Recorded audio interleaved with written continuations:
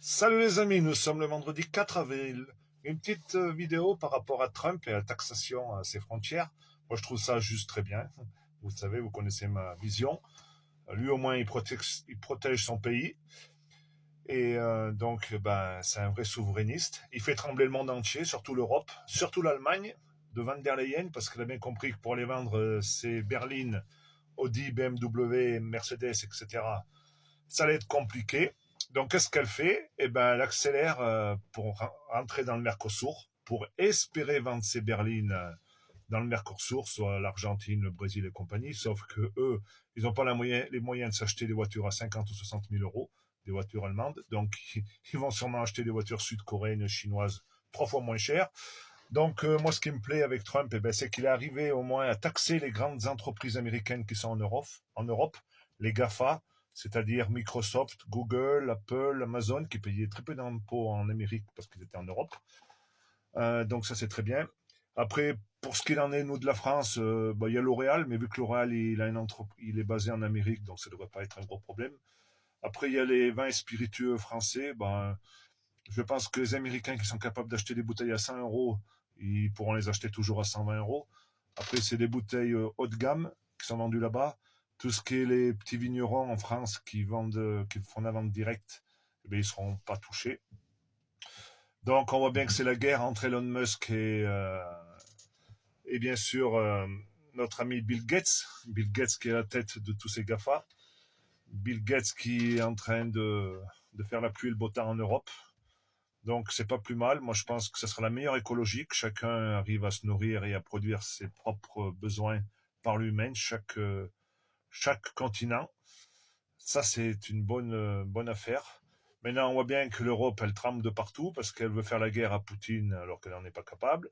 Elle est incapable de mettre des droits de douane aux Américains parce que à ce petit jeu, eh bien, ils vont y perdre. Surtout les Allemands. Donc nous, les Français, ben là, on regarde. Moi, ce qui me plaît dans tout ça, c'est qu'il y a de grandes chances pour que l'Allemagne se casse la gueule, vu qu'elle a une économie déjà qui tient pas trop la route avec le gaz russe, vu qu'elle aura du mal à vendre ses berlines. Donc tout va bien, l'Allemagne va se casser la gueule, l'Europe va se casser la gueule. Avec un peu de chance, la bourse aussi. On voit qu'elle dégringole. Moi, pour moi, c'est très bien, parce que la bourse, c'est juste pour les riches. C'est les riches qui sont toujours plus riches et les pauvres qui sont toujours plus pauvres. Donc à ce petit jeu-là, je pense que nous, les gueux, bon, on va y laisser des plumes, mais je pense que ceux qui vont y laisser le plus de plumes, c'est les riches. Et on voit bien que ça tremble de partout. Tout le monde crache sur Poutine, tout le monde crache sur Trump. Sauf, rappelez-vous, les amis, quand on est rentré dans l'euro en 2000, on a eu le prix de la baguette qui a été multiplié par deux à cause de nos amis allemands parce qu'ils avaient un Deutschmark fort. Mais ça n'avait rien à voir avec Poutine ni avec Trump. Donc on essaye de nous faire porter le chapeau sur les autres, mais c'est juste que nous en Europe, on n'a aucune économie, on n'est pas stratège, rien du tout. On regarde passer les coups au-dessus de notre tête et on va les prendre en pleine gueule. Et moi, je pense que ce sera la bonne solution pour vraiment arriver à mettre en place ce Frexit. Voilà, je pense que des pays comme la Suisse, eh bien, ils rigolent, même l'Angleterre, puisqu'ils ont moins de droits de douane vis-à-vis des Américains. Après, que vous dire de plus? Que même par rapport au Covid, il y a eu beaucoup d'inflation, mais ça n'avait rien à voir avec Trump, puisque Trump, déjà, il venait de perdre les élections, et que Trump n'était pas tombé dans la mascarade du Covid. Donc, juste pour vous dire que le Covid nous a coûté 690 milliards d'euros pour la France. Donc, pas de chance. Trump n'était plus là. Poutine n'avait pas encore déclaré la guerre à l'Ukraine.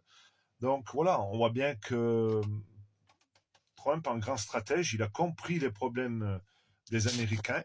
Et il est en train de les régler. Nous, on n'a pas été capable et on subit la loi du plus fort.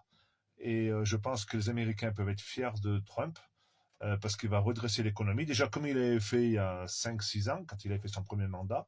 Après, Biden avait tout saccagé. Mais là, je ne me fais pas de soucis pour les Américains. Ils ont tout à y gagner. C'est pas à cause qu'ils vont payer un peu nos spiritueux un peu plus cher que ça va les faire trembler. Euh, Déjà, avec tous les milliards qu'ils vont récupérer à la douane, donc tout ça c'est bon. Il faut savoir que nous, la balance commerciale entre la France et l'Amérique, elle est à peu près équivalente. Donc du moment où on nous taxe, on peut les taxer, puisque c'est à quelques millions près, c'est la même balance. Donc ce qu'on importe, on exporte. Voilà, donc moi, pour moi, c'est tout bon pour l'écologie. Ça sert à rien que les paquebots ils se croisent en ayant le même contenu. C'est du ridicule. Voilà, donc tout ça, ben nous les paysans, on va le subir.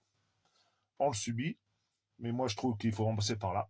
Il faut vraiment en passer par là, il faut guérir un mal par le mal, c'est ce que me disait toujours, ce qu'a toujours dit mon père. Il vaut mieux faire le boucher que faire le veau. Allez les amis, la bise!